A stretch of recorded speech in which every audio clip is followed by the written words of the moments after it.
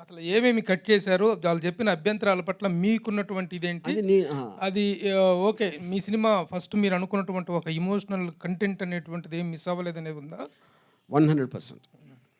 లోకేష్ మీద ఒట్టు. ఎందుకు లోకేష్‌నే టార్గెట్ చేస్తున్నారు? కానీ ఆయన మమ్మల్ని టార్గెట్ చేశాడు కాబట్టి అంతే కదా. ఇప్పుడు ఎవరు మన మీదకి వస్తే మనం వాళ్ళ మీదకి వెళ్తాం కదా.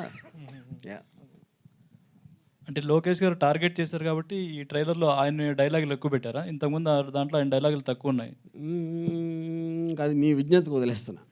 అది మీరు అంటే ఇప్పుడు నేను చెప్పేదానికి అర్థం మీరు అర్థం చేసుకుంది కాబట్టి ట్రైలర్లో ఏవి ఎలా అర్థమైందో మీరు చూసుకోవాలి. అది సో ఇంకోటి యాత్ర 2లో వైఎస్ షర్మిల గారి క్యారెక్టర్ లేదు, ఇందులో పెట్టారా లేదా? ఇప్పుడు యాత్ర 2 నేను సినిమా చూడలేదండి, బట్ ఇందులో ఉన్నారు, షర్మిల గారు ఉన్నారు. ఎలా ఎలా ఉంటారు? పాజిటివ్గా ఉంటారా, నెగిటివ్గా ఉంటారా? ఇప్పుడు ఎవ్వరూ దీంట్లో పాజిటివ్ నెగిటివ్ ఉండరు.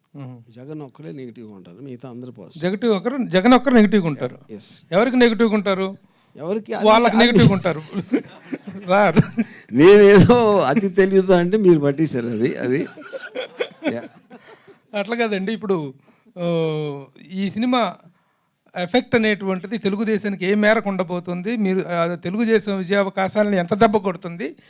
వైఎస్ఆర్సీపీ విజయావకాశాలను ఎంత మెరుగుపరుస్తుంది అంటే ఆ ఈక్వేషన్ ఏం చెప్తారు? సరే, ఇప్పుడు అది చెప్పడానికి నేను జ్యోతిష్యుడిని కాదు, దేవుణ్ణి కాదు, ఏమీ కాదు. సో ఐ ఫీల్ అంటే ఎవెన్చువల్గా నేను చాలాసార్లు చెప్పినట్టు ఈ సినిమా అనేది నా ఒక ఒపీనియన్, నా ఒక బిలీఫ్ సిస్టమ్. అంటే మన అందరికీ ఒక పబ్లిక్స్ డొమైన్లో ఉండే కొంతమంది ఫేమస్ పర్సనాలిటీస్ వాళ్ళు మనకి ఏమైతే తెలుసో దాని మీద నా interpretation, true incidents, true characters మీద. సో దీని ఎఫెక్ట్ ఎవరి మీద ఉంటుంది అనేది ఇంపాసిబుల్, అంటే నేను గేజ్ చేయలేను.